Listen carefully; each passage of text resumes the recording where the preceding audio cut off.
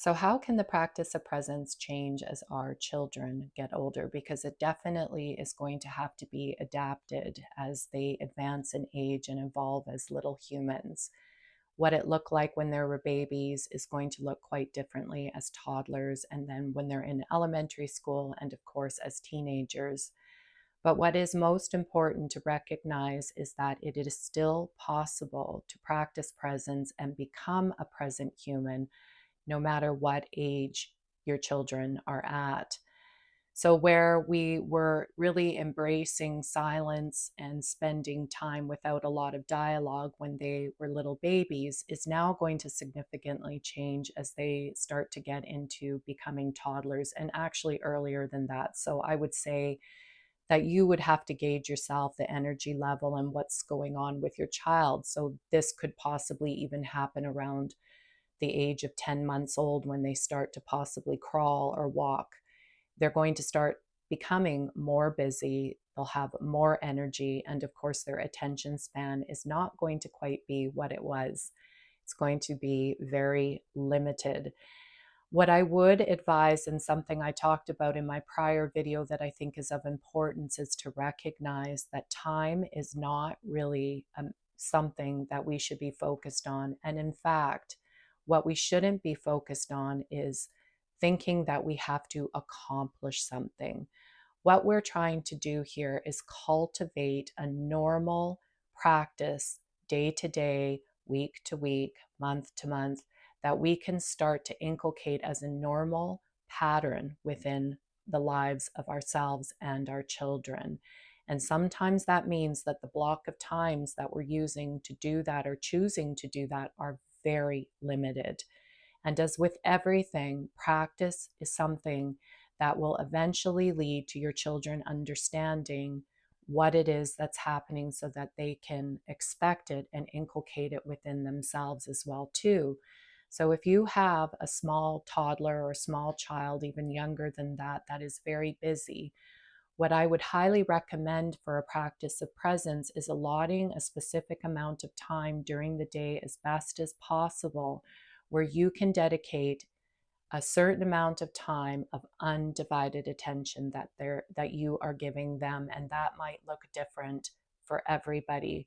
For some, the only time that you may have could possibly be if you have other children, when other children are napping, and then you choose that time to sit down with your other young toddler.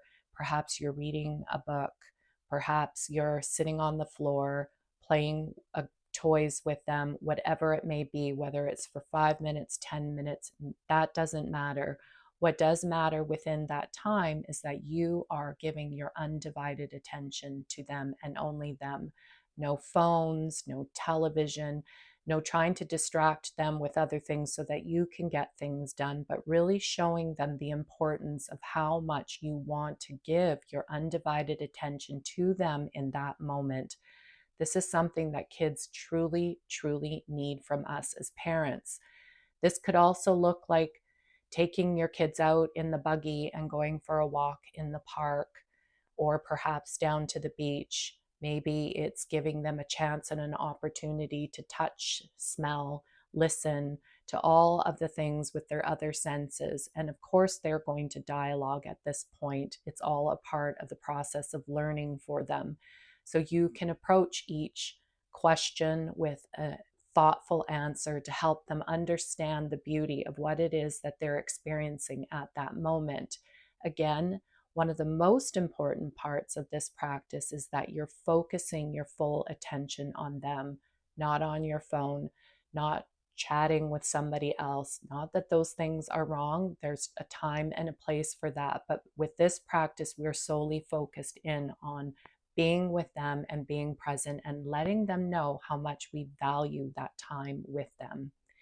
Then, as our children get older, start to go to elementary school or preschool, again, that practice may change a little. At this point in time, one of the things that I think I recognize is really important as a family to cultivate are blocks of time that we can practice being silent, still. And how that might look is perhaps we set a timer for Maybe for the first time, it's only a couple of minutes, and we can even make a little game out of it to begin with. Let's take 2 minutes while we're doing something. Perhaps it's reading a book, perhaps it's even coloring. Again, no television, no phones, no technology. And we're simply choosing at that moment to be silent with each other as a family. And perhaps what we're doing is making it fun by saying, let's see how long we can go. And then when the timer goes off, we reward each other with a high five or whatever it is that you want to do. Yay, we did it. Let's see if we can do it longer next time.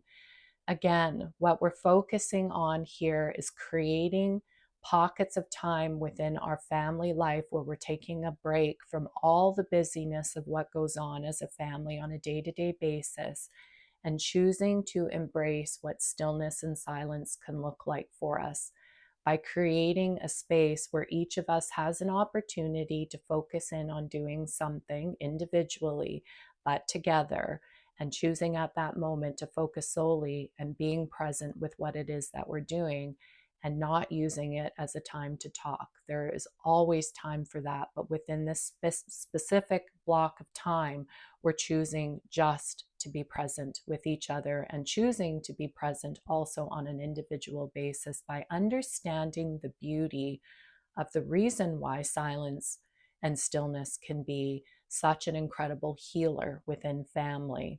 So, that might be something that you may want to, as a family, choose to do. That can also, again, become something like a practice of going out in nature as a family and exploring the different things within a forest or a beach, using it as an opportunity to really show our children, all about the different senses that we have besides always using words, touching things, smelling things, looking, hearing the different noises. All of those things make such a great difference in being present really together as a family in that moment.